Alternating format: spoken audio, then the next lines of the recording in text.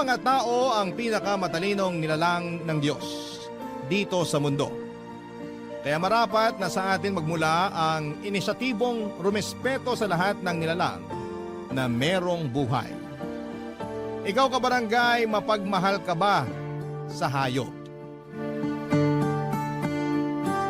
Dear Papa Dudut, ang sabi ng paborito kong teacher noong high school, ang buhay daw natin sa mundo ay mayahalin tulad sa isang paglalakbay, kung saan ay walang katapusang landas ang ating tatahakin bago tayo dumating sa ating kamatayan. At sa bawat landas na ating daraanan ay meron tayong makikilala na magiging bahagi ng ating buhay.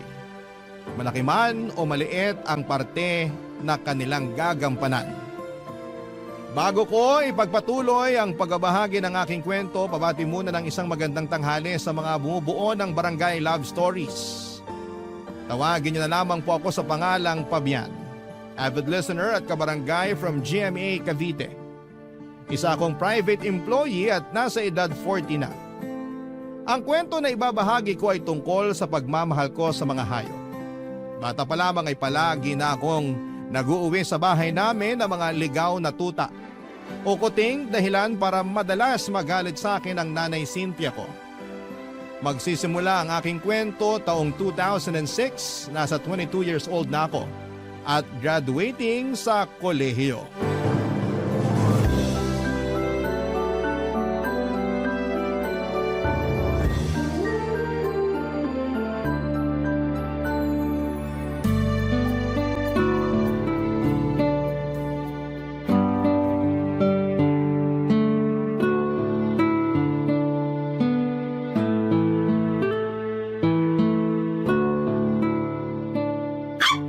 Naku, huwag ka munang maingay, Buknoy.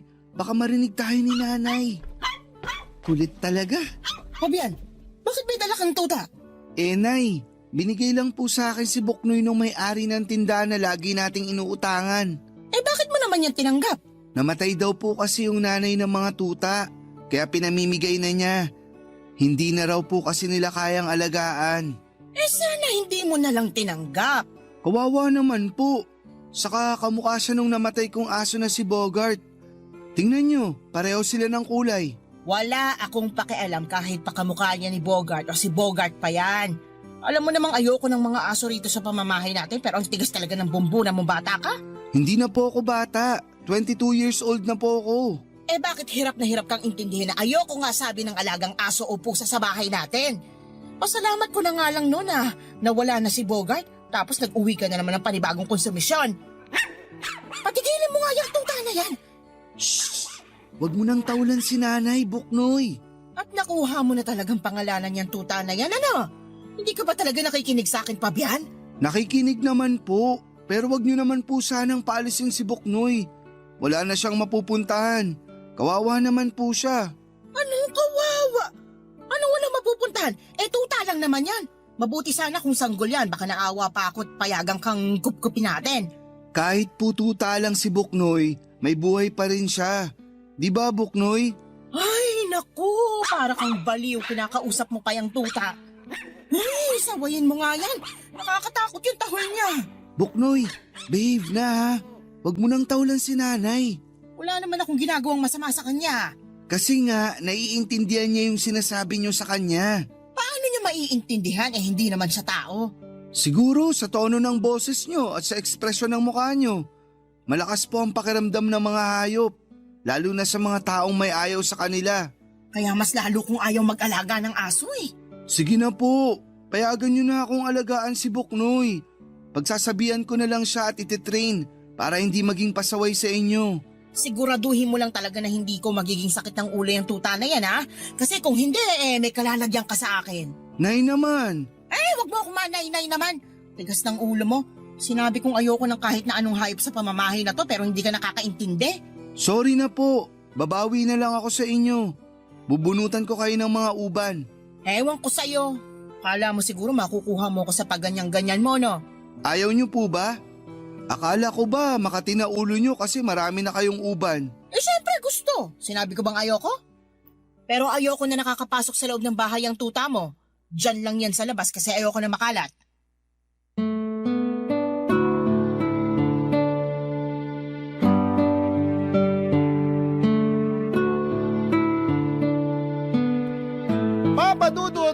mahiling mag-alaga ng kahit na anong hayop ang nanay ko. Makalat daw kasi lalo na kapag naglalagas ang balahibo at kung saan-saan umiihi at dumudumi. Mapanghirin daw, ginagalis kaya pati siya ay nangangati. Magastos din, alagain pa. Para ka raw nag-anak. Maingay kahit wala namang bisita at naninira pa ng gamit. Ganon kasi ang karanasan namin sa dati kong alagang aso na si Bogart. Tanda ko pa na binigay lang sa akin yon ng matandang magbubuti na nakasalubong ko dahil nanganak daw ang aso niyang babae. Sa kabila ng pagkaayaw ng nanay kay Bogart ay inalagaan ko pa rin siya at tumagal din siya sa akin ng 3 taon bago nasagasaan at namatay. Kaya nga nung nakita ko si Buknoy ay bigla ko naalala yung aso kong namatay. Pareho kasi silang kulay itim at puti, parang patse sa balat na parang baka ang itsura. Pero yung pagkaitim ni Buknoy ay hindi lang sa katawan niya kundi meron din sa ulo at mukha na nakakorting maskara. Dominant color ni Buknoy ang puti katulad ni Bogart, kaya naman naisipan ko na baka bumalik sa akin ang namatay kong aso. At yun nga si Buknoy. At kahit mariing tutol ang nanay ko sa pag-aalaga ko ulit ng aso ay wala naman siyang nagawa dahil nga gusto ko. Pero syempre sa labas natutulog si Buknoy bali ginawan ko na lamang siya ng bahay-bahayan sa bakuran namin para hindi siya maarawan at maulanan. Lagi kong binibilinan si Buknoy na mag-behave lalo na pag nasa eskwelahan ako. Bukod kasi kay nanay ay mainit siya sa mata ng tatay-tatayan ko. Mabilis na lumipas ang 2 taon. Malaki na si Buknoy at marami na rin mga nangyari sa akin at isa na nga doon ay ang nakapagtapos na ako sa college. Nagtatrabaho na ako noon sa private company sa Quezon City nang isang gabi. Nang pauwi ako ay nakita kong nakikipag-inuman ng stepfather ko kasama ang mga kabarkada niya sa tapat ng bahay ng isa nilang kaibigan. Inalok pa nga nila ako na tumagay pero tumanggi ako. Ewan pero aandap-andap sa kaba ang dibdib ko sa hindi malamang dahilan. Agad kong hinanap si Buknoy pagka-uwi ko sa amin pero nagtaka ako nang walang aso na tumahol sa akin. At gano'n na lamang ang gulat ko nang makumpirma kong wala siya sa bahay-bahayan niya at nakatanggal din sa leeg niya ang kanyang collar. Doon ko na nga tinanong ang nanay ko tungkol sa kung nasaan ang alaga kong aso.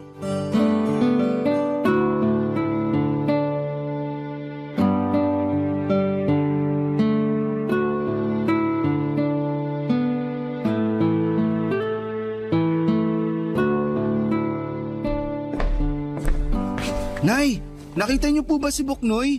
Hindi ka pa nga nakakapagmano sa akin si Buknoy na agad hanap mo? Magmano ka muna! Sorry, Nay. Mano po? Nagugutom ka na ba? Pinagtabi kita ng ulam, nandyan sa may mesa, sinasakluban ng platito. Masarap yan, kaldereta. Kaldereta? May pambili na po kayo ng pangkaldereta? Ha? Aba oo. Dumilihensya yung tatay mo kasi wala ka pa namang binibigay na sweldo. Kasusweldo ko lang po, Nay. Sa katapusan pa ako ulit sa sweldo. Ang tagal naman. Buti na lang talaga masarap pa yung ulam natin ngayon. Hindi niyo pa po sinasagot kung nasaan si Buknoy. Bakit ba kasi sa akin mo hinahanap yung aso mong yon? Kasi kayo po yung nandito sa bahay natin. Malamang sa inyo ko siya hahanapin. Kasi Ano pong nangyari kay Buknoy? wala na. Binenta na ng tatay mo dun sa kaibigan niya. Binenta? Bakit niya po binenta? Nakulong sa nadahan Kamukha raw nung aso mo yung paboritong aso ng misis niya. Namatay na yung kanila sa sakit nung nakaraang taon. Kaya ayun, inalok na lang ng tatay mo yung aso mo. Kaya hindi si Buknoy ang kalderetang ulam natin ha. Wala naman po akong sinabi na si Buknoy to ah. Wala nga, pero mga tinginan mo mapanghusga. Baboy yan. Binili ko sa palengke nung binigyan ako ng tatay mo ng pera. Pero bakit niyo po inayahan na ibenta ni tatay si Buknoy? Hindi niyo man lang ba siya pinigilan? Pinigilan naman. Sinabi ko na aso mo yun at dapat magpaalam muna sa'yo kaso hindi nakinig yung tatay mong yun. Pupuntahan ko po siya. Lagot siya sa akin. Ano? Hoy Pagyan! Wag mong gagawin yan! At bakit po hindi? Dapat malaman ni tatay na mali yung ginawa niya. Aso ko si Buknoy at hindi ko siya binebenta. Kilala mo naman yung tatay mo, di ba? Pumapatol yon kahit kanino, lalo na pag napasukan ng alak ng sistema. Kaya kung ayaw mong malumpo at gumapang sa semento habang putok ang labi at naliligo sa sarili mong dugo, pumirmi ka na lang dito sa bahay natin. Pero Nay, kailangan ko hanapin si Buknoy. Kailangan ko siyang mabawi dun sa bumili sa kanya. Ang alam ko, lumuwas na sa Maynila yung nakabili kay Buknoy. Bumisita lang naman yun dito sa atin eh. Hindi ko na alam kung saan sila nakatira kaya wala na rin saysay na hanapin mo pa yung aso mo. Tsaka aso lang naman si Buknoy. Hindi naman siya tao kaya huwag ka na mag-aksaya ng lakas. Palibhasa, hindi kayo ang nag-alaga at nagmahal kay Buknoy kaya ganyan kayo makapagsalita. Hindi niya kailangan maging tao para mahalin. Ay, basta. Para sa akin, aso lang si Buknoy kaya hindi ko siya pag-aaksaya ng panahon na hanapin pa. Magpasalamat ka na lang kasi napakinabangan natin siya. Kumita tayo, di ba? Ayan, may masarap tayong ulam dahil sa kanya. Tsaka, dog lover naman yung nakabili sa aso mo. Nangako siyang aalagaan niya si Buknoy. Hirap sa'yo, masyado ka madrama. Pangarap mo ba mag-artista? Kairita ka.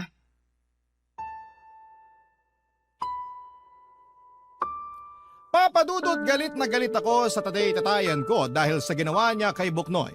Galit din ako sa nanay ko kasi hinayaan lang niyang ibenta ang alaga kong aso. Sobrang sakit talaga noong nangyari pero pinilit ko pa rin hindi magpadala sa emosyon. Kilala ko kasing walang sinasanto ang tatay-tatayan ko kaya mas pinili ko na lamang na manahimik at kimkimin ang kalungkutan dahil sa nangyari sa alaga ko. Ang sakit mawala ng aso. Hindi lang naman kasi basta alaga ang turing ko kay Buknoy. Para sa akin ay kaibigan ko na siya. Pamilya at siya rin na nagpapasaya sa akin kapag malungkot ako. Kaya naman mamimiss ko talaga ng husto ang alaga ko. Umiyak ako ng umiyak hanggang sa tuluyan ng napagod ang mga mata ko at nakatulog na lamang ako ng gabing yon. Tapos kinabukasan ay nakangising wagas sa akin ang tatay-tatayan ko. Dahilan para agad kumulo ang aking dugo. Maring kong kinuyom ang aking kamao at sa isip ko ay binigyan ko na siya ng malakas na suntok sa panga. Pero pinigilan ko pa rin magalit ng araw na yon. Sa halip ay nanahimik na lamang ako kahit na matapos niyang magpasaring na buti pa raw si Buknoy may pakinabang. Hindi lang ako umimik noon at umalis na lamang sa bahay para pumasok sa trabaho ko. Habang nasa biyahe, nag-decide ako na gusto ko nang umalis sa amin. Bagay na matagal ko na rin namang plano noon, Papa Dudut. Barangay Love Stories. Barangay Love Stories. Papa Dudut, tinuloy ko nga ang plano kong bumukod pagkalipas ng 3 buwan. Bale sa Quezon City ako nakahanap ng apartment na malapit lang sa pinagtatrabahuan ko. Tutol pa nga ang nanay ko sa pag-alis ko kasi raw ay baka kalimutan ko nang magsustento sa kanila. Pero sinabi ko na lamang na magpapadala pa rin ako at kitang-kita ko naman ang kagustuhan ng tatay-tatayan ko na umalis na ako. Para raw lumuwag-luwag na ang pamamahay namin.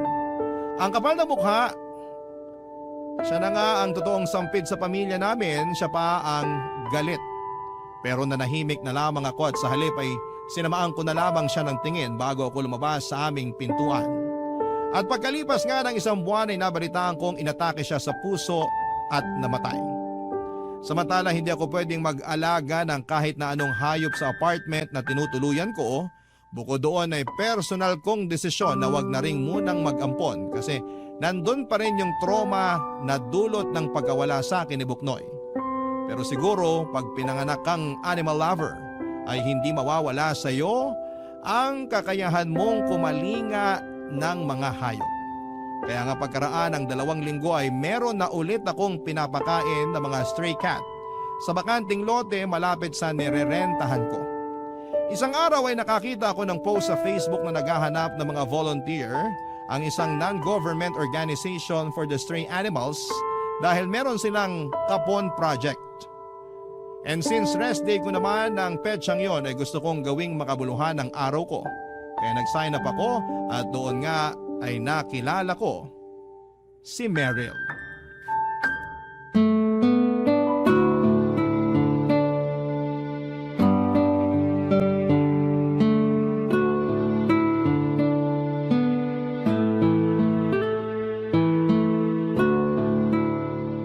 Hi, Meryl, tama? Oo, tama. Ikaw si Pabian? Oo. Tubig, gusto mo? Sige, salamat. Sakto, nauuhaw na ako.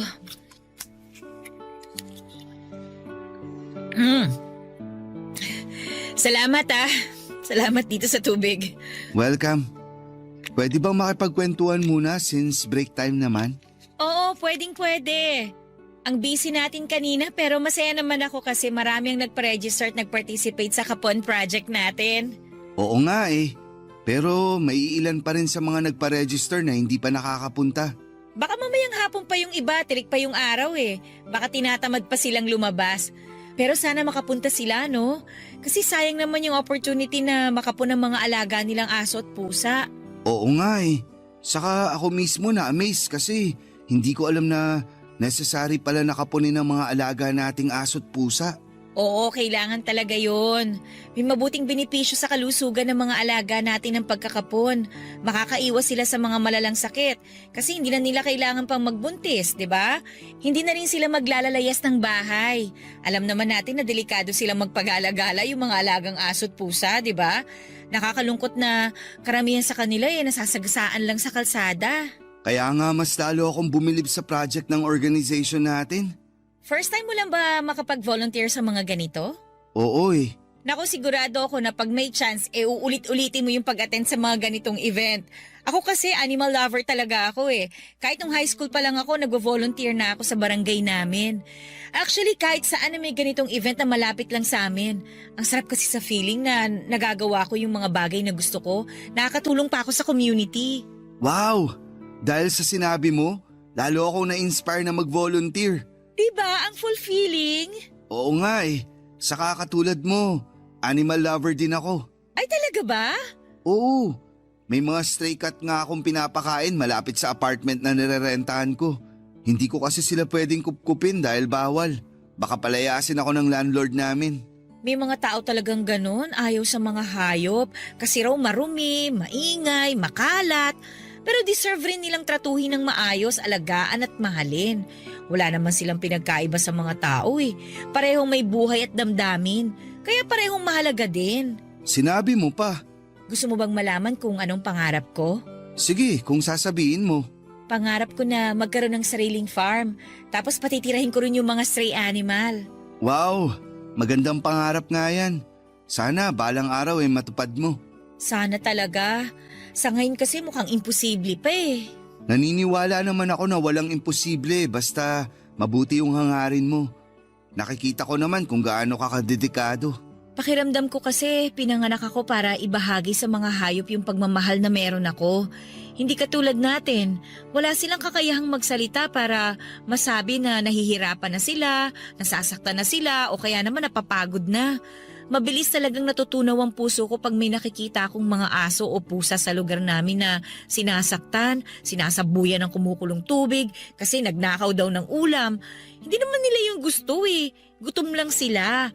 Kesa naman saktan, pakainin na lang nila, di ba?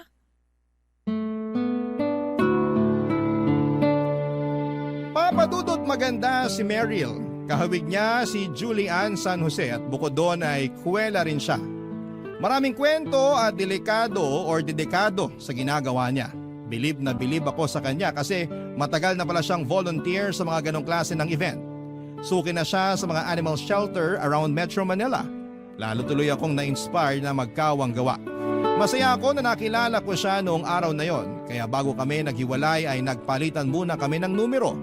At doon na nga nagsimulang mamukadkad at umusbong ang aming pagkakaibigan na nauwi sa pag-iibigan. Naging kami ni Meryl at makalipas ang 2 taon ay nagpakasal po kami. Balak na namin magka-baby pero hindi kami binayaan kaagad. 3 beses nakunan si Meryl dahil sa kondisyon ng matres niya. Pero hindi pa rin kami nawala ng pag-asa na balang araw ay mararanasan naming maging magulang.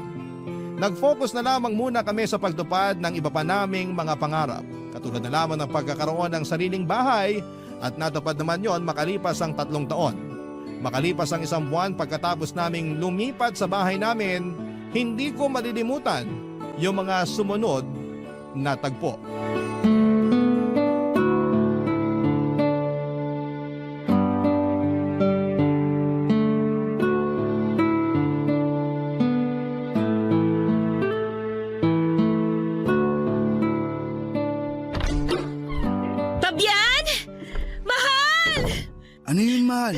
May nangyari ba? Meron! May nangyari! Ano yun? Sabihin mo na sa akin kasi nag-aalala na ako. Sige, pero maupo muna tayo sa kama. Sige, halika. Aalalayan kita. Ano ka ba naman? Kaya ko naman ang sarili ko. Halika na, tabihan mo na ako dito. Ewan ko ba? Gusto ko lang din na alalayan ka. Yan. Pwede mo na bang sabihin sa akin kung ano yung nangyari? Para hindi na ako mag-alala kasi kinakabahan ako eh. Kumalma ka lang, mahal. Wala namang masamang nangyari sa akin eh. Hawakan kong kamay mo, ha? Para kumalma ka. Yan. Salamat. Kalmado na ako. Unang-una, gusto ko lang magpasalamat sa'yo kasi kahit na ang dami na natin pinagdaanan, nasa tabi pa rin kita at hindi mo pa rin ako iniiwan. Bakit ko naman gagawin yun sa'yo? Mahal kita. At mahal din kita. Naisip ko lang na maraming mag-asawang naghihiwalay kasi hindi magkaanak yung babae. Sa totoo lang, ayaw na rin naman kitang mahirapan pag nagbubuntis ka. Lalo't mababa yung tsansa na maisilang mo ng buhay at ligtas ang baby natin sakaling makabuo tayo. Anong ibig mong sabihin, mahal? Naisip ko na hindi ko na lang pipilitin na magkaanak tayo kasi mas hindi ko kakayanin na malagay naman sa alanganin ang buhay mo. Huwag mo sanang masamain ha. Gusto ko pa rin naman na magka-baby tayo. Pero kung palagi namang nasa hukay ang isa mong paa pag nagbubuntis ka't nakukunan, mas mabuti pang wag na lang nating pilitin. Sa totoo lang, natouch ako dyan sa sinabi mo. Naiisip mo kasi yung kapakanan ko. Salamat, mahal, ha? Walang anuman. Kaya nga nag-decide na akong sumailalim sa vasectomy para hindi ka na nahihirapan, mahal. Kahit na na-appreciate ko yung gusto mong mangyari, pwede bang makiusap muna ako na ipagpaliban mo muna? Huwag ka muna magpa-vasectomy. Ayos lang naman, pero bakit? Kasi buntis ako. Buntis ka? Oo! At gusto ko pa rin na ituloy pa rin natin to. Malay mo, ito na pala yung hinihintay natin na anak na sa wakas ay ibinigay na sa atin ng Panginoon. Oo, sige mahal. Subukan pa rin natin. At sana nga tama ka na siya na ang anak na para sa atin. Mahal na mahal ko kayo ng magiging anak natin. Mahal na mahal ka rin namin. Salamat sa pagiging mabuting asawa sa akin at tatay sa magiging anak natin.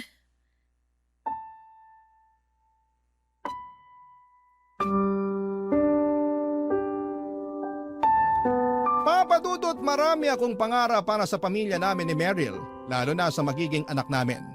Kaya malaking biyaya talaga na sa wakas ay dininig ng Panginoon ang panalangin namin gabi-gabi na magkaroon ng supling. Nangako kami ni Meryl sa isa't isa na aalagaan namin ang aming anak at iyon na nga ang ginawa namin. Iningatan ng asawa ko ang pagbubuntis niya. At ako naman ang tumutok sa pag-aalaga sa kanya, Papadudot. Dahil nga masela ng pagdadalang tao ni Meryl ay kinailangan niyang umalis sa kanyang trabaho. Nangako ako sa asawa ko na gagawin ko ang lahat upang mabigyan sila ng magandang kinabukasan ng aming anak. Kaya nga nagtrabaho ako ng mabuti habang hindi isinasaalang-alang ang kapakanan ng misis ko. Ako pa rin ang kasakasama niya sa pagpapacheck up at kung hindi talaga pwede ay pinakikiusapan namin ang kapatid niya na nasa malapit lang din, nakatira para samahan siya. At makalipas nga Papadudot ang 9 na buwan, ay isinila nga ni Meryl ang aming baby boy. Barangay Love Stories. Barangay Love Stories. Papadudot abot langit ang pasasalamat ko sa may kapal dahil sa dagdag na miyembro ng aming pamilya nang isilang ang aming anak. Masasabi kong masarap sa pakiramdam ang maging isang ama at yun ang bagay na hindi ko ipagpapalit sa kahit na anong bagay sa mundo. At dahil nga first time parents kami ni Meryl ay masasabi kong nahirapan kami, lalo na sa mga unang buwan ng anak namin. Tapos nagka-postpartum pa ang misis ko, kaya extra effort, love and care talaga ang ibinigay ko hindi lang sa aming anak kundi na rin sa asawa ko. Kaya lang, nung 3 buwan na ang baby namin ay may nangyaring hindi namin lubos na inaasahan. Mahimbing noon ang tulog niya bago kami mag-decide ni Meryl na matulog na rin. Pero hindi katulad ng mga nagdaang gabi sa loob ng 3 buwan na yon. Hindi kami ginising ng iyak ng aming anak. Umaga na kaming nagising at nakita naming tulog pa rin ang baby namin. Pero gano'n na lamang ang gulat at kilabot naming mag-asawa nang lapitan namin siya at titigan. Kulay talong na ang baby namin at wala ng buhay. Sa palagay ko, base sa nakita kong itsura ng anak namin, ilang oras na siyang hindi humihinga. Agad namin siyang sinugod sa ospital at ang dahilan ng pagkamatay niya ay yung kondisyon na tinatawag na SIDS o yung Sudden Infant Death Syndrome, kung saan ay prone ang mga sanggol na tamaan ito sa unang 6 na buwan ng kanilang buhay.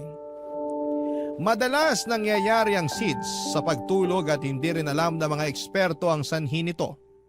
Wala itong senyales at malimit lamang itong iniuugnay sa mga kondisyong medikal tulad ng walang kakayahan ng isang sanggol na magising mula sa pagkakahimbing o biglang pagbaba ng level ng oxygen sa utak at pagtaas naman ng carbon dioxide sa kanyang dugo. Kahit na masakit, kahit na mahirap mawala ng anak ay nanatili pa rin kaming matatag ni Meryl. Pero minsan ay meron talagang araw at gabi na mas mahirap. Nakakatampo lang din kasi pinatikim lang sa amin ang pakiramdam na maging magulang tapos ay babawiin din naman pala siya. Pero sa huli ay nagpapasalamat pa rin naman kami dahil kahit paano ay naranasan namin ang isa sa mga pinakamasayang pakiramdam sa buong mundo.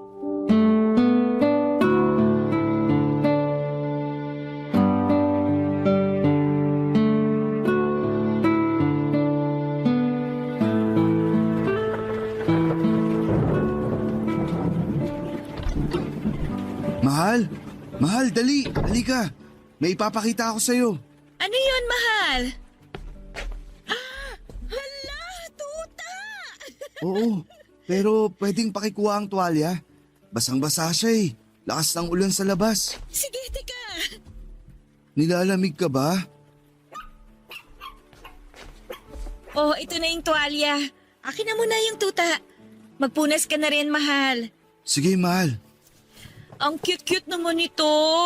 Saan mo ba siya nakuha? Bigay sa akin ng janitress namin.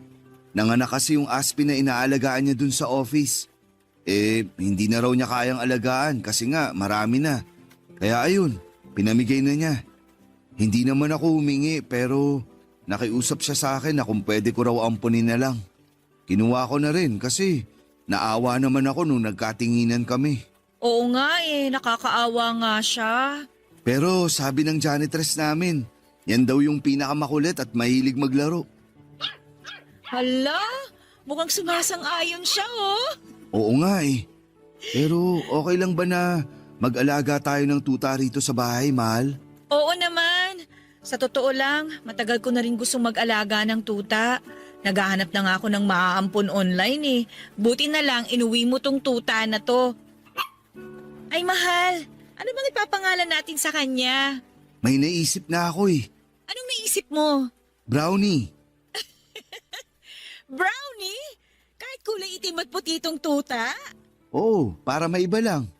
Saka kamukha rin kasi siya ng mga aso ko noon na sina Bogart at Buknoy. Kaya Brownie para letter B pa rin. Pwede namang Blackie kasi may kulay itim siya.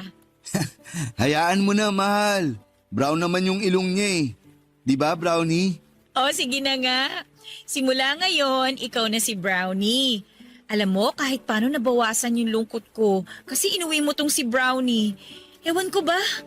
Pakiramdam ko, nagkaroon ako ng anak kahit natuta siya. Yan din yung nararamdaman ko. Kahit nung unang beses ko pa lang siya nakita, para bang nakaramdam na ako ng comfort sa presensya niya. Kaya sabi ko sa sarili ko, sige, gusto kong alagaan natin siya. May nabasa ako na nakakatulong daw ang mga hayop sa pagluluksa ng mga magulang na nawalan ng anak. Kaya pangako, aalagaan natin si Brownie na parang tunay nating anak. Oo, mahal. Tingnan mo mukhang naglalambing siya.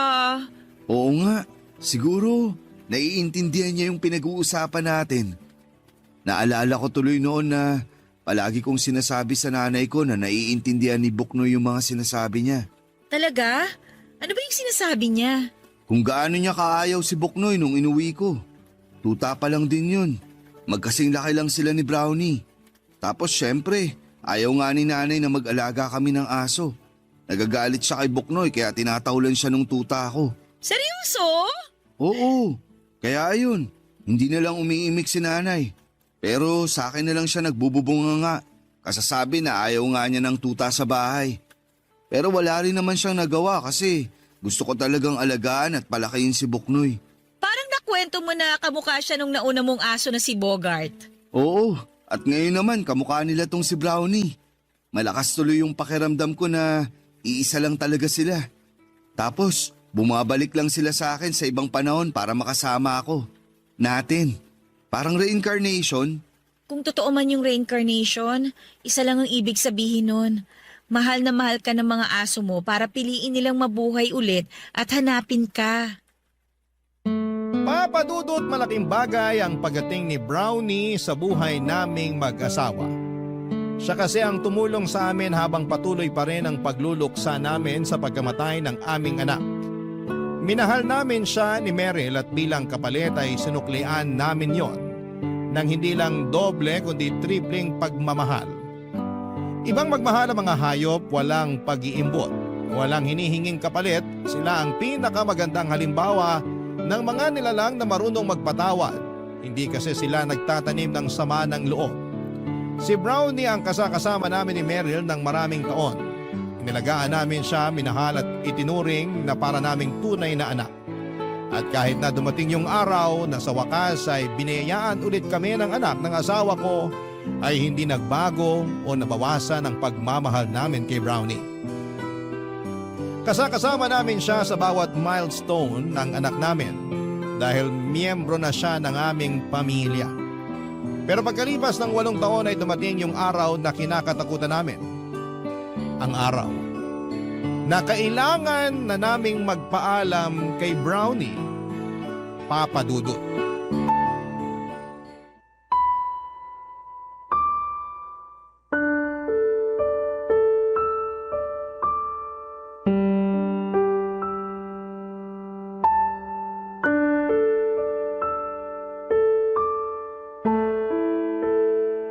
Opo, salamat po.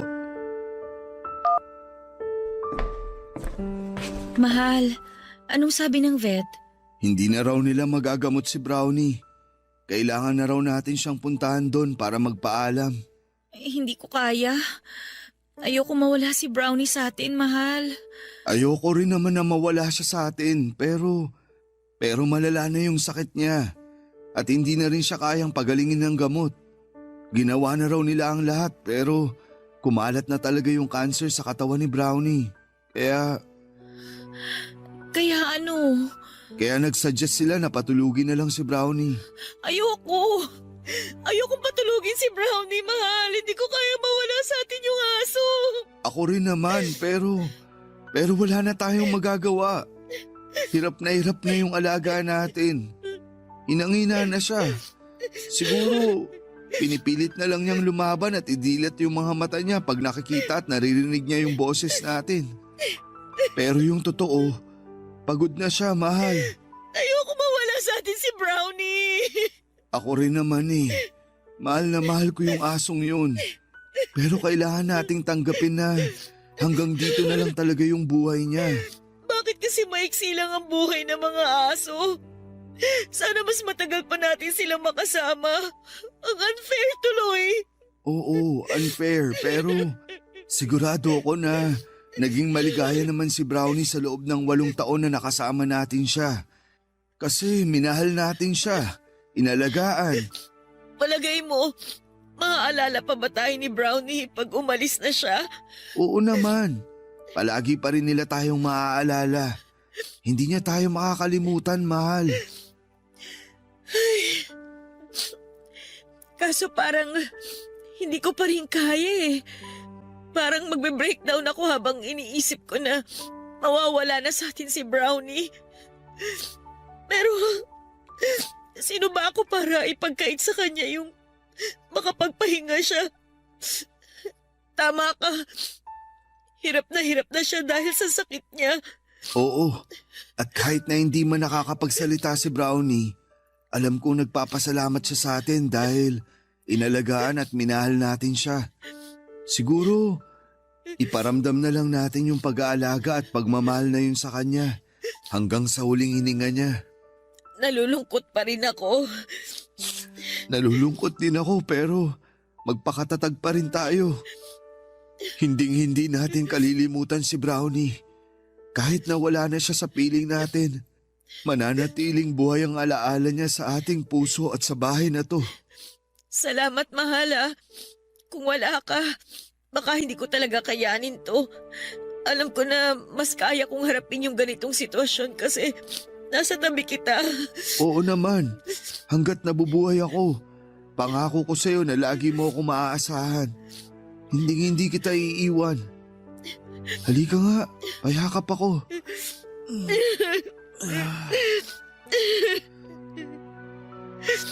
Kumusta ang pakiramdam mo?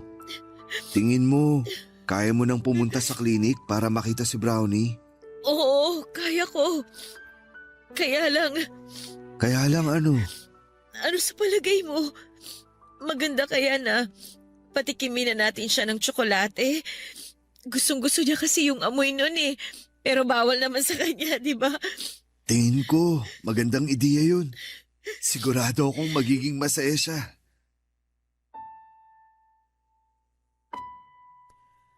Papadudot na diagnose na may lymphoma si Brownie at mabilis na kumalat ang cancer cells sa katawan niya.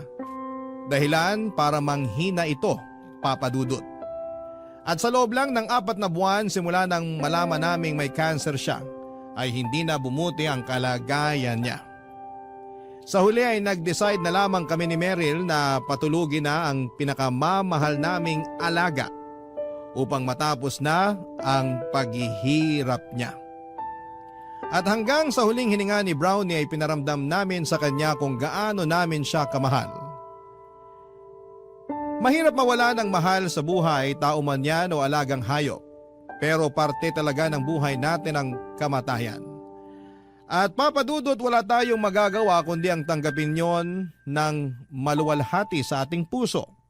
Kahit na masakit at napakahirap. Iyak kami ng iyak ni Meryl nung nawala si Brownie. Pero alam namin na mananatili siyang buhay sa aming mga puso. Hindi namin siya kalilimutan at iisipin na lang namin na masayang masaya siyang naglalaro sa tulay na bahaghari. Kasama ang iba pang mga hayop na wala na sa mundong ito. Sa kasalukuyan ay maayos ang pamilya namin ni Meryl at hindi pa rin kami tumitigil sa pagbobolontaryo sa mga animal shelter at mga kapon project upang makatulong hindi lang sa mga hayop kundi maging sa komunidad. Kaya nga ang masasabi ko lang ay maging responsableng pet owners tayo, mahalin at bantayan natin ang mga alaga natin. Huwag natin silang saktan, pabayaan o itakwil dahil katulad natin ay mahalaga rin ang buhay na meron sila. Maraming salamat po Papa Dudut sakaling mapili po ninyong basahin ang kwento ko sa Barangay Love Stories. Sana kahit paano ay meron akong nakumbinsing mga kabarangay na mag-volunteer sa mga animal shelter. God bless po sa inyong istasyon at maraming salamat po sa inyong lahat. Ang inyong forever kapuso at kabarangay, Fabian.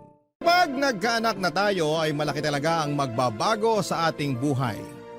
Kasama na doon yung maisasantabi natin ang mga bagay na tipikal nating ginagawa noong dalaga pa tayo at binata. Ikaw kabarangay, handa ka na bang maging magulang? Dear Papa Dudut, good day po sa inyo at sa mga kabarangay na tulad ko. Nakikinig na talaga ako ng Barangay Love Stories simula nung pandemic. Natenga na lang kasi ako sa bahay namin noong nagka-baby ako at naging home baker. Masaya naman ako sa ginagawa ko dahil nakadiskubre ako ng bagong talent sa sarili ko. At grateful din naman ako na naaalagaan ko ang anak ko at nagiging present sa bawat milestone ng buhay niya. Kaya lang ay may mga bagay pa rin akong hinahanap-hanap gawin. Kagaya na lamang ng pagsosolo travel. Kung ilalarawan ko kasi ang sarili ko, may pagka-adventurous ako. Pero bago ang lahat ay tawagin niyo na lamang po ako sa pangalang Ina. 30 years old at isang full-time mom. May anak na akong 4 na taon sa kinakasama kong si Edwin. Hindi pa kami kasal kasi ako mismo ang umurong nung nagaya siya nitong taon lang. May dahilan ako at yon ang gusto kong ikwento sa programa ninyo kaya ako sumulat. Pero bago ang lahat ay bumalik muna tayo noong October 2024 kung saan ay mas ramdam ko na yung matinding pagod bilang nanay sa anak namin. At madalas ko nga yung sabihin sa nanay, cells ako.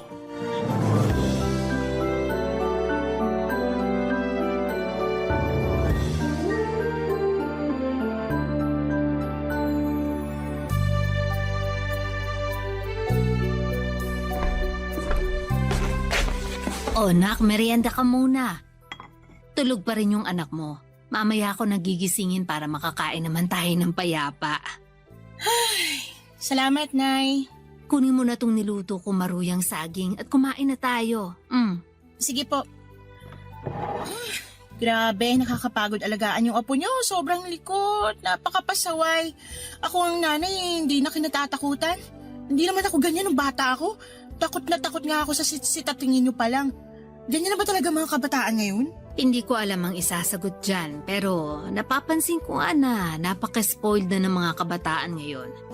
Hindi naman lahat ha, pero karamihan. Halimbawa na lang doon yung apo ng kumari ko, sobrang pasaway daw. Kaya lang malala naman doon kasi naninira ng gamit. Pag hindi nasunod ang gusto, nagdadabog tapos umiiyak ng pagkalakas-lakas. Nakakarindi sabi ng kumari ko. Baka kung kasama nila ako sa bahay lumayas na lang ako sa ingay ng batang yun. Talaga po? Oo, sinasabi ko sa'yo. Sana hindi pa pagod na pagod yung magulang ng batang yun sa kakaalaga sa kanya. Hindi naman siguro. Kasi ano pat nag-anak-anak sila kung mapapagod din sila sa pagpapalaki ng anak nila.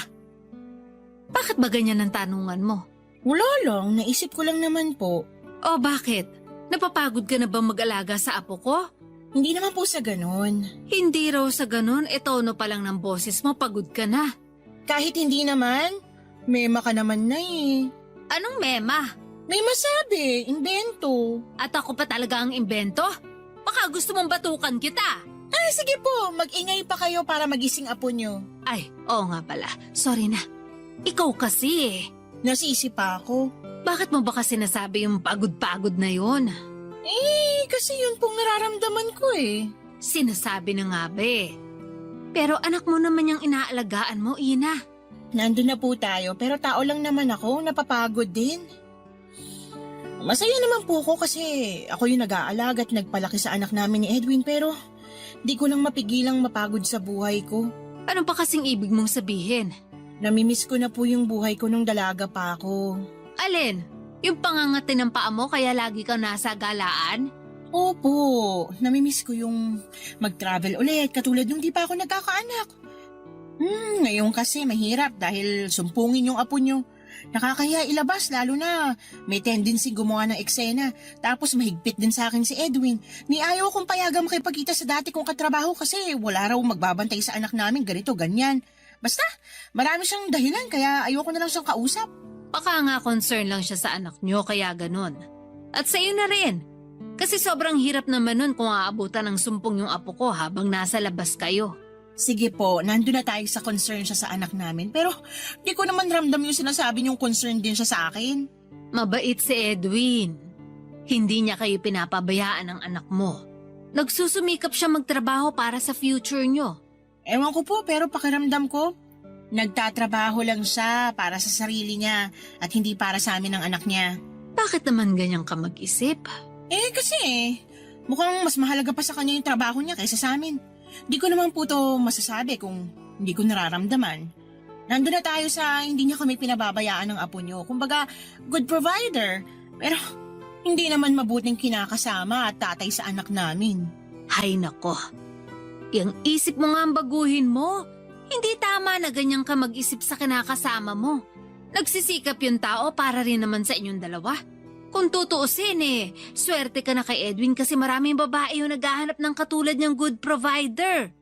Kaya kung ako sa'yo, hindi na ako magrereklamo. Tsaka kung nung dalaga ka ay nagagawa mo yung mga gusto mo, pues hindi na ngayon kasi may anak ka na. Yung anak niyo ni Edwin ang unahin mong isipin kesa sa sarili mo. Papa Dudut, ganon ba talaga maging nanay? Kasi kung oo, nakakapagod din pala kahit masaya ka naman na naaalagaan mo ang anak mo. At alam ko rin namang maswerte na ako kay Edwin dahil good provider siya sa amin. Tulad ng sinasabi ng nanay ko. Pero para sa akin ay hindi niya nagagampanan ang pagiging mabuting kinakasama at tatay sa aming anak. Madalas ay busy siya sa trabaho at wala nang panahon sa aming mag-ina. Minsan nga feeling ko ay hindi na siya kilala ng anak namin. Pero tiniis ko yon at hindi na lamang nagreklamo dahil susumbatan na naman ako ng nanay ko. Papa Dudut, mga kabarangay, habang tumatagal ay aminado kong nasagad na lamang ako at nawala ng amor lalo na sa relasyon namin. Dagdagan pa ng matinding pagkamiss ko sa buhay ko noong dalaga pa ako. Ang hirap din kasi na mula sa pagiging gala nag-standby na lamang ako sa bahay dahil nabuntis ako at kinailangan kong alagaan ang anak namin ni Edwin. Bukod doon ay umalis din ako sa trabaho dahil naging masela ng pregnancy ko at kailangan ko pang i-prioritize ang baby namin. Nagkataon pa na pandemic kaya mas nakakabaliw pala at nakadagdag lang yon sa postpartum depression ko. At kahit na ilang taon nang nakakalipas, alam ko sa sarili ko na depressed pa rin ako, Papa Dudut.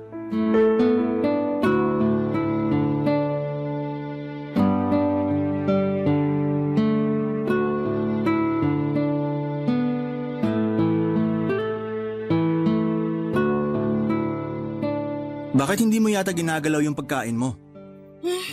Wala akong gana. Wala kang gana? Ikaw naman nagluto niyang ulam natin. Hindi ko naman paborito yung ulam. Ikaw lang naman nag-request niyan kaya niluto ko. Pambira. Ano na lang uulamin mo kung ayaw mo niyan? Hindi na lang ako kakain. Diba? Sabi ko nga wala akong gana eh. May sakit ka ba? Wala. Ayos lang ako. Hindi ka ayos. Kasi kasasabi mo lang na wala kang gana kahit wala ka namang sakit. Pag sinabi ko naman sa'yo yung totoong dahilan, baka hindi ka lang din makinig katulad ng dati. Ano ba kasi yon? Gusto kong lumabas para makipagkita sa mga dati kong katrabaho. Nabuburyong na ako rito sa bahay natin kakaalaga sa anak mo. Kung makaalis man kami, kinananay lang din ako nakakapunta. Bakit? Sawa ka na rin sa bahay ng nanay mo?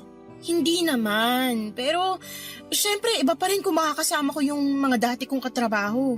Bakit ba kasi atat na atat ka lagi makalabas kasama nila? At bakit ba kasi pinagbabawalan mo ko? Hindi mo naman ako preso rito sa pamamahay na to.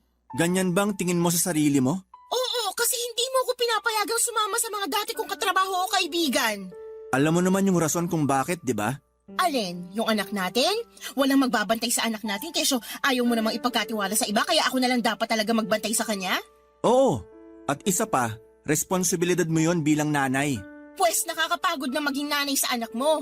Anong sinabi mo? Napapagod na ako, Edwin. Pagod na ako. Ang gusto ko lang naman lumabas kasama mga kaibigan ko. Bakit hindi mo pa mabigay-bigay sa akin yun?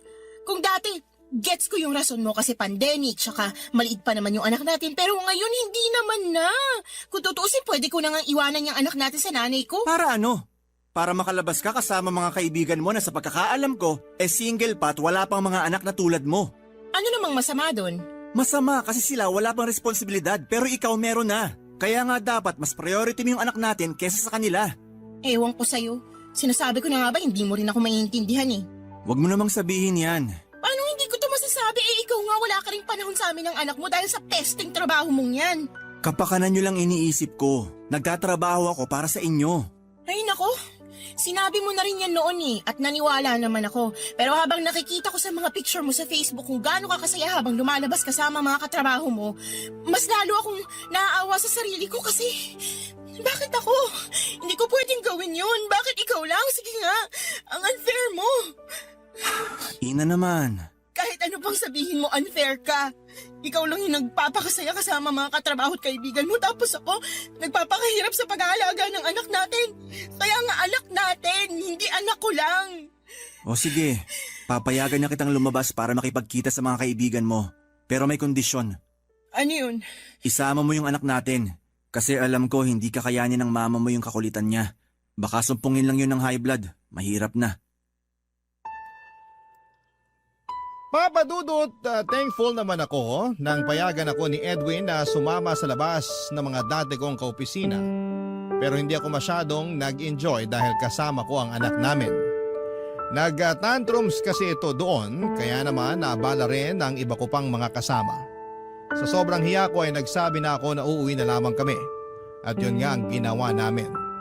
Pagdating sa bahay, himalang tumigil sa pag-iyak ang anak ko at nakatulog na. Pero ako ay nanatiling gising habang masama ang loob. Nabitin kasi ako sa paglabas namin at hindi nag-enjoy. Kaya nga mas lalong tumindi yung damdamin ko na tinanggalan ako ng kalayaan ni Edwin simula nang magkaanak kami.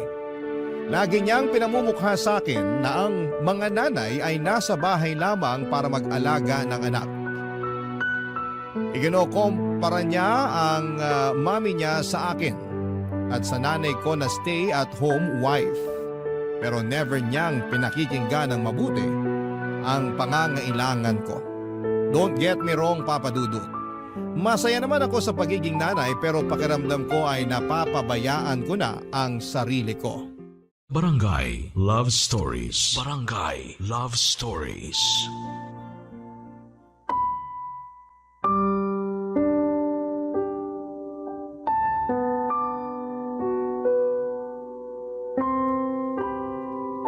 Papa Dudut, lalo lang ako nagkaroon ng hinanakit kay Edwin kaya naman madalas akong umuwi sa bahay ng nanay ko. Naaaburido na lamang si nanay sa mga kadramahan ko sa buhay at siya na mismo ang nag-udyok sa akin na gumala raw ako para naman hindi ako mabaliw. Kahit na ganoon ang terminolohiya ni nanay ay na-appreciate ko yon kasi kilala niya akong hindi talaga mapirme sa bahay lalo na nung wala pa akong anak. Kaya nga nagboluntaryo siyang alagaan ang anak ko kapag may lakad ako. Pinagtatakpan din niya ako kay Edwin kaya naman masayang masaya ko. Hindi nga nagtagal ay nakilala ko si Andrew noong minsan siyang sinama ng dati kong katrabaho at kaibigan sa get-together namin. Bago lang daw kasi sa team nila si Andrew at gusto niyang makipag-socialize. Masaya naman ako na makilala siya lalo na at na-attract talaga ako sa kagwapuhan niya. Bukod doon ay tipo ko. Yung mga katulad niya na tahimik pero pamatay naman ang ngiti. Marami akong nalaman tungkol kay Andrew ng araw na magkakilala kami. Una na roon ay ang hilig niya sa pagsosolo travel katulad ko. Ikalawa ang kaka-break lang daw niya sa girlfriend niya na nakarelasyon niya ng 5 taon. Hindi talaga mawala sa isipan ko si Andrew at kahit na noong nag-uwian na kami ay malimit ko pa rin siyang tinatanong sa kaibigan ko. Tinukso pa nga ako nito na baka raw interesado ako kay Andrew pero sinabi kong hindi naman dahil nga pamilyado na ako.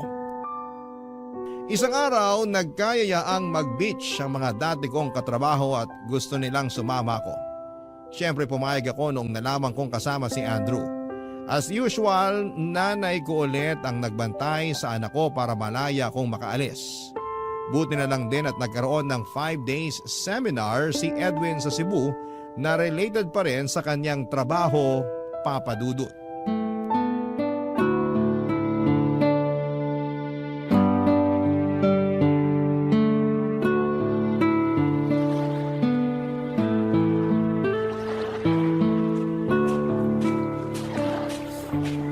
Hi, Andrew.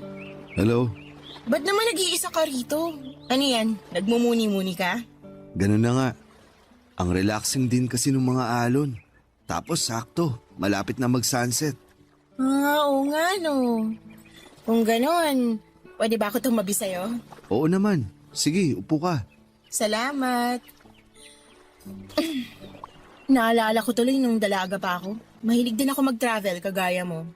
Tapos, meron akong collection sa phone ko na mga picture ng sunset tsaka sunrise sa iba't ibang lugar. Talaga? Oo, hindi lang sa beach kasi meron din sa mga bundok. Hilig mo rin pala mamundok, no? Oo naman. Pero ngayon, ewan ko kung kaya ko pa. Maglakad nga lang ng 1 kilometro, hinihingal na ako eh. Siguro, ganun talaga pag tumatanda. Hindi ka pa naman mukhang matanda. Bolero. Nagsasabi lang ako ng totoo. 30 years old na kaya ako.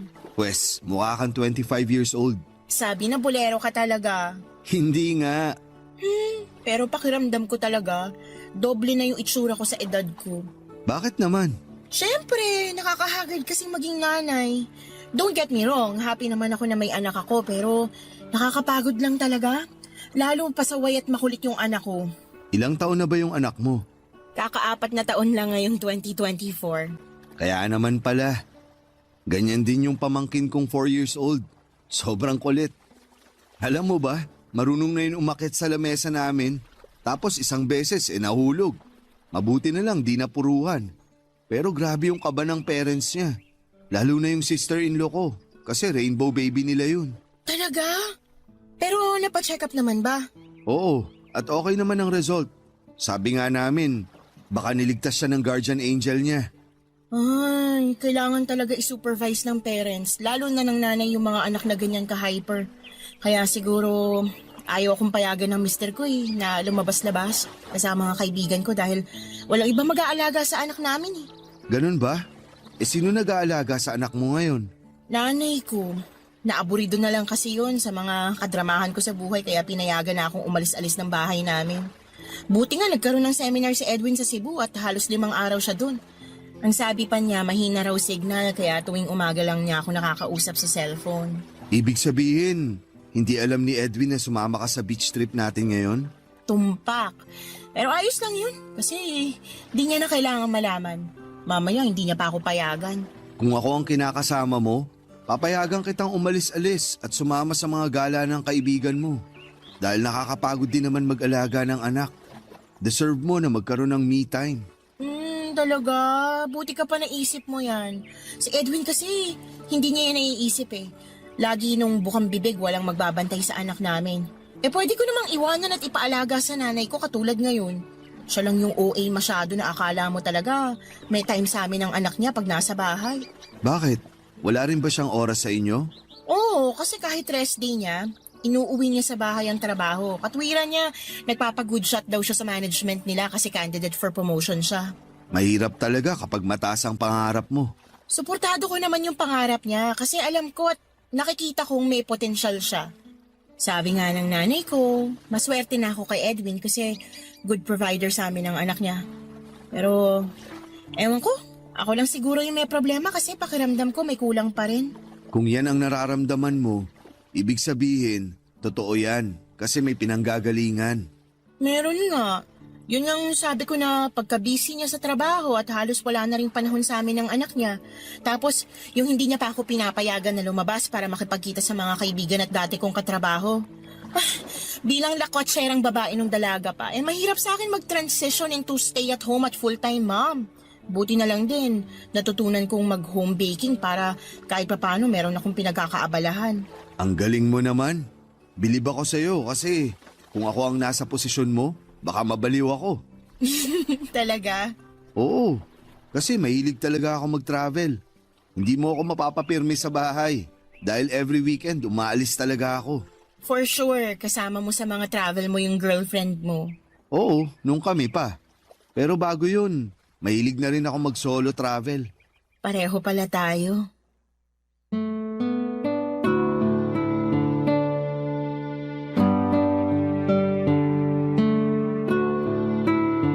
Papadudod sobrang saya ko dahil sa kwentuhan namin yon ni Andrew. Pakiramdam ko ay nakilala ko siya ng husto. At yun na nga papadudod ang naging daan para unti-unti kaming maging panatag sa isa't isa. 2 araw at 1 gabi lang ang beach trip namin. Mabuti na lang dahil busy pa rin sa trabaho ang kinakasama ko. Kaya wala talaga siyang ideya kung nasaan ako. Kung tumatawag man siya, saglit lang at madalas ay anak lang namin ang kinukumusta niya. Kung noon ay nasasaktan ako dahil pakiramdam ko ay wala siyang pakialam sa akin, nawala na ang lahat ng pangungulila ko sa kanya noong nakilala ko si Andrew. Hindi nagtagal ay tuluyan ang naging palagay ang loob namin ni Andrew sa isa't isa. Nagkapalitan na rin kami ng numero at madalas kaming nag-uusap sa text. Pinapayuhan ko siya kung paano mabilis na makakapag-move on sa ex-girlfriend niya. Lalo na't nabanggit niya rin sa akin na nasasaktan pa raw siya sa breakup nila. In-encourage ko rin siya na mag-travel lalo na para malibang siya. May mga pagkakataon na sinasama niya ako. Bali kaming dalawa lang pero bihira lang naman yon. Dahil nga baka makahalata na si Edwin. Pero may isang beses na nag-out of town ulit ang kinakasama ko ay sinamantala ko ang pagkakataon na sumama kay Andrew sa 2 days hike niya sa Mount Pulag. Doon ay mas lalo kaming na-develop sa isa't isa. At habang nasa transient house ay may nangyari na nga sa aming dalawa. Pero dahil alam niya na pamilyado na akong tao ay sinasabihan niya ako na kalimutan na lang namin yung bagay na ginawa namin. Siyempre nasaktan ako pero alam ko na tama naman siya. Kaya nga pagkatapos ng hiking namin na yon ay hindi na namin pinag-usapan ang nangyari. Napansin ko rin na dumalang ang pakikipag-text niya sa akin pero inisip ko lang na baka busy siya sa trabaho. Mabilis na lumipas ang 2 linggo. May napansin ako sa sarili ko. Bagay na nagdulot sa akin ng matinding kaba, Papa Dudut.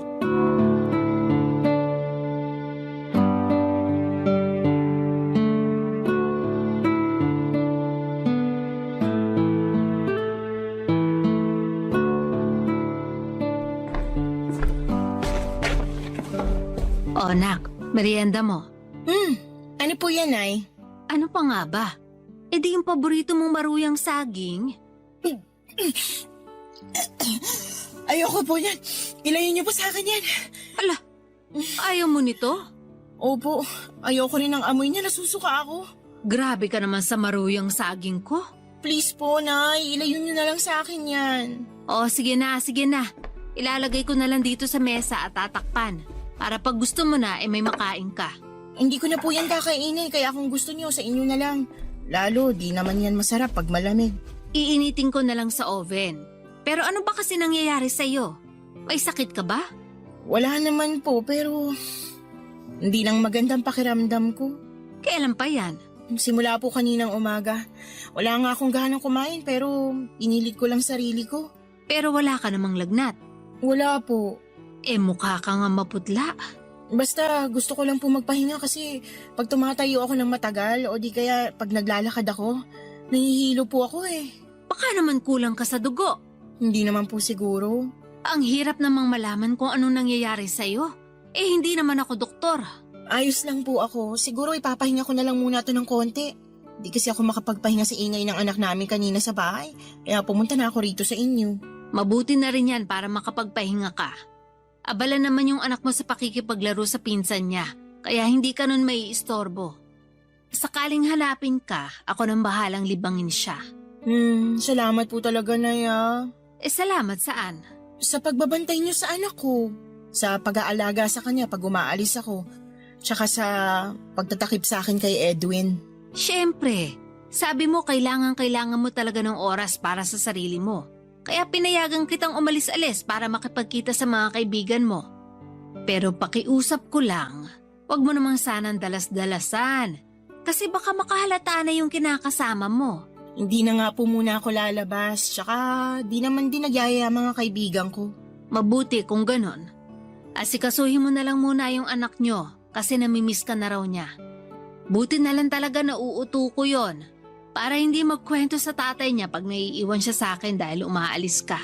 Tiwala naman po ako na hindi magkukwento yung anak ko kay Edwin kasi hindi naman sila close nun. Totoo rin naman yan. Ilag nga rin sa kanya yung bata. Paano hindi iilag? Wala nga siyang panahon sa anak niya. Puro na lang siya trabaho. Yun na lang kaya gawin niyang pamilya. Huwag mo namang sabihin yan. Sasabihin niyo na naman na maswerte ko kay Edwin kasi good provider siya, ganon. Oo. Ewan ko ba naman kasi sa'yo. Bakit iniisip mo pa rin na unfair sa'yo si Edwin? Hindi niya naman kayo pinapabayaan. Iba pa rin kapag may quality time siya sa pamilya namin. Anong malay ko? Dinadahilan niya lang yung trabaho niya sa pagkabisi niya. Yun pala, may iba na siyang inaatupag. At ano namang ibig mong sabihin? Alam niyo na po yun. Santisima ka namang babae ka. Huwag mo nga pag-isipan na masama yung kinakasama mo. Sorry po, di ko lang mapigilan. Kung ano-ano kasing pumapasok sa kukote mo. Sarili mo yung ayus-ayusin mo kasi pamilyado ka na. Maayos naman po ko, tsaka alam ko naman po yun. Ginagawa ko naman ang lahat ng makakaya ko para magampanan yung pagiging nanay sa anak namin eh. Pwes gawin mo pa ng gusto. Doble mo para wala na masabi sa'yo si Edwin. Na yun naman eh. Oh, bakit? Kung makapagsalita kayo, halatang mas kinakampihan niyo pa si Edwin kaysa sa akin. Ako kaya yung anak niyo. Alam ko namang anak kita. Pero gusto lang din naman kitang payuhan bilang nanay mo. Na-appreciate ko po, pero minsan nakakasama na kayo ng loob eh. Aba, ikaw pa ang may ganang gumanyan? Siyempre po. Excuse po. Anak, ano ba nangyayari sa'yo? Bakit ka naduduwal? Buntis ka ba?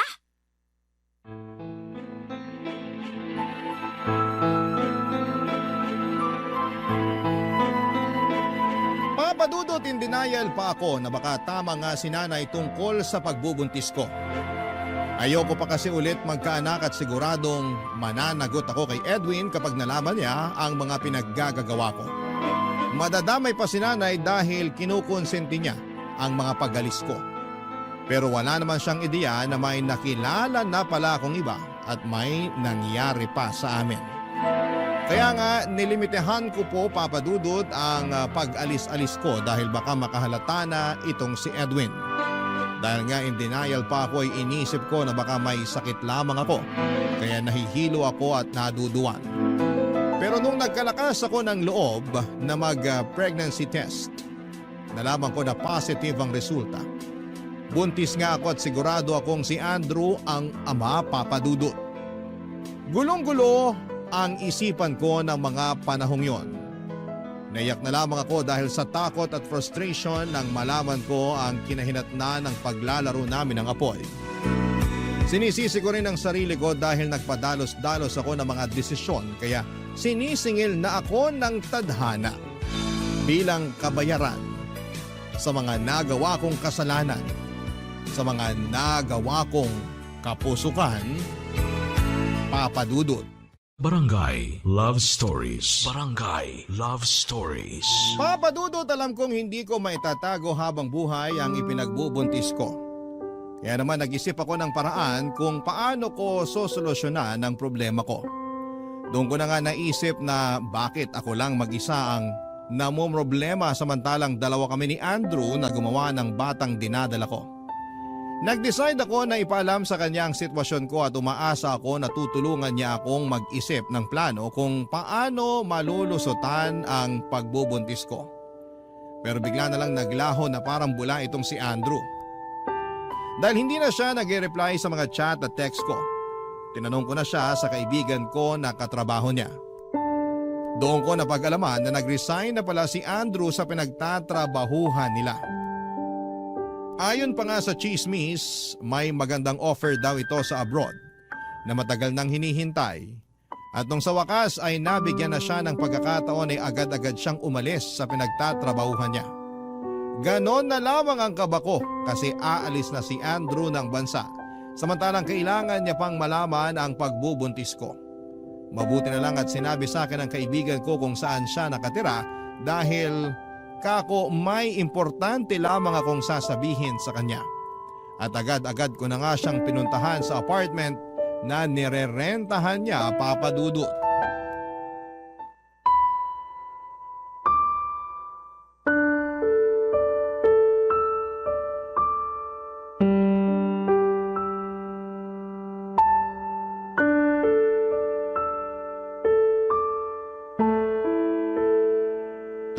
Pagkaubos mo dyan sa lunch mo, iatid na kita sa sakayan.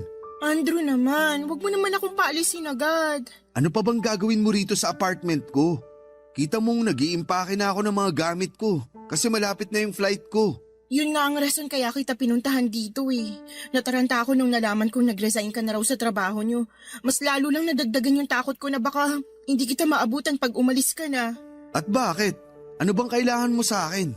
Malaki kasi may kailangan kang malaman. Ano ba yun? Pero pwede bang huminahon ka muna? Sa tono mo kasi parang naiirita ka na. Hindi lang ako naiirita. Naiinip din ako kasi ang dami mong ligoy. Bakit ba hindi mo na lang sabihin yung rason kung bakit ka pumunta rito sa apartment ko? Para matapos na. Buntis ako. At ikaw ang ama, Andrew. Ano ka mo? Sabi ko buntis ako. At ikaw ang ama. Imposible yan. Nagsisinungaling ka lang. Hindi ako nagsisinungaling. Ba't naman ako magsisinungaling? May nangyari sa atin, di ba? Sinabi kong kalimutan mo na yan eh. Paano ko makakalimutan? Nagbunga nga ng baby yung nangyari sa atin. Hindi ako naniniwala sa'yo. Nagsisinungaling ka lang. Hindi ako sinungaling. Ayaw mo maniwala Teka, may kukunin lang ako sa bag ko.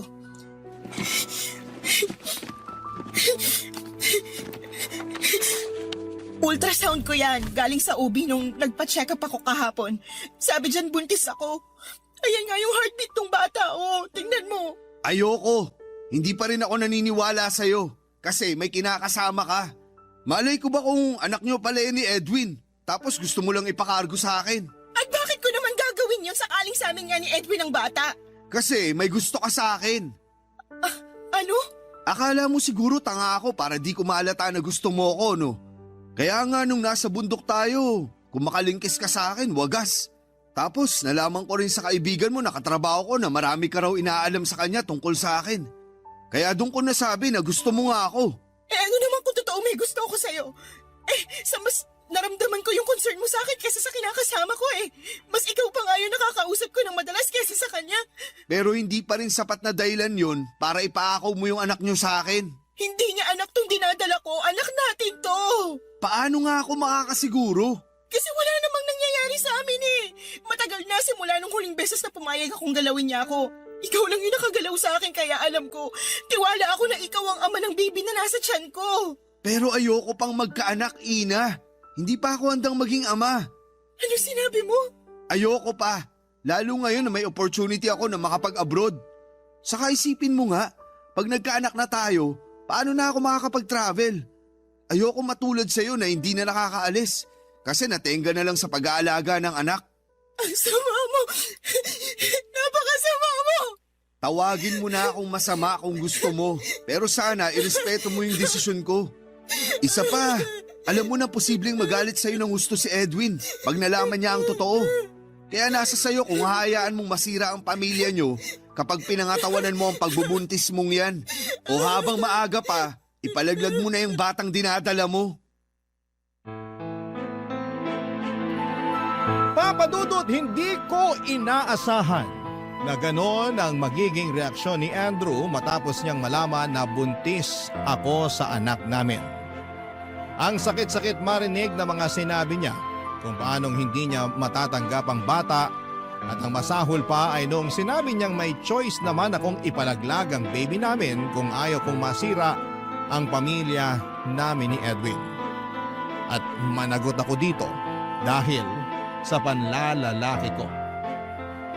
Hindi na rin ako pinakinggan ni Andrew kahit na anong pagmamakaawa ko, papadudot. Tuluyan na siyang naglaho na parang bula sa buhay ko.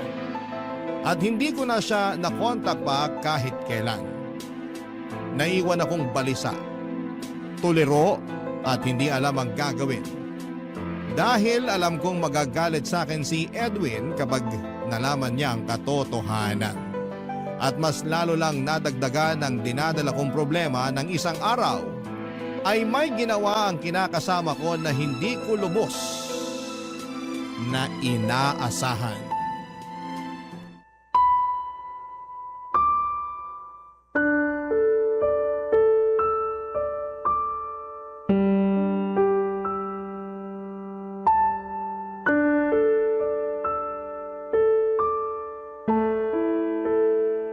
Will you marry me? Ano? Sabi ko, will you marry me, Ina? Edwin naman. Hindi ko alam sasabihin ko Bakit naman kasi biglaan tong pagpo-propose mo? Marami kasi akong na-realize nung nasa Cebu ako. Doon ko nakita yung dati kong profesor sa college. Paborito ko yun kasi bukod sa mahusay na guro, family man din. Sabi ko pa nga sa sarili ko, siya yung magiging role model ko pag bumuo na ako ng pamilya. Talaga? Tapos ano pang nangyari? Nag-usap kami. Kinumusta niya ako at nalaman niya na pamilyado na ako. Pero nalungkot siya nung sinabi ko na hindi pa tayo kasal. Bakit naman? Sagrado kasi sa kanya yung kasal. Kaya pinayuhan niya ako na kung sigurado na ako na ikaw ang gusto kong makasama habang buhay, pakasalan na kita. Alam mo, matagal-tagal ko na rin napag-isipan na mag-propose sa'yo. Hindi pa lang ako nagkakalakas ng loob kasi Kasi hindi ka pa sigurado sa akin, ganun ba? hindi naman sa ganon. Para sa akin, ganun na rin yon. Siguro kung di mo pa nakita at nakausap yung dati mong professor, di ka rin magkakalakas ng loob na mag-propose eh. Hindi ka ba nakikinig? Matagal ko na rin namang iniisip na pakasalan ka. Kahit bago pa kami magkita at magkausap ng dati kong propesor. Nasa plano ko na talaga pero di ko palang nagagawa kasi busy pa ako sa trabaho. Anong magbabago kung sakaling magpakasal tayo? Ano? Para sa akin kasi wala. Magiging asawa mo lang ako, dadaling ko yung apelyido mo, at mas magkakaroon ka lang ng rason para kontrolin ako. Ano ba yung sinasabi mo? Totoo naman ah. Pag naging asawa mo na ako, mas pagbabawalan mo na akong makihalubilo sa mga kaibigan ko. Lalo na kapag nabuntis ako, kaya bakit pa ako magpapakasal sa'yo? Kaya nga magbabago na ako. Kasi kasama yun sa mga narealize ko nung malayo ako sa inyo ng anak natin. Gusto ko nang maging mabuting tatay sa kanya at kinakasama naman sa'yo. Ewan ko pero, sana noon mo pa yan ginawa. Bakit? Huli na ba ang lahat? Hindi naman sa ganun. Hindi sa ganun pero yun yung pinaparamdam at pinapakita mo sa akin.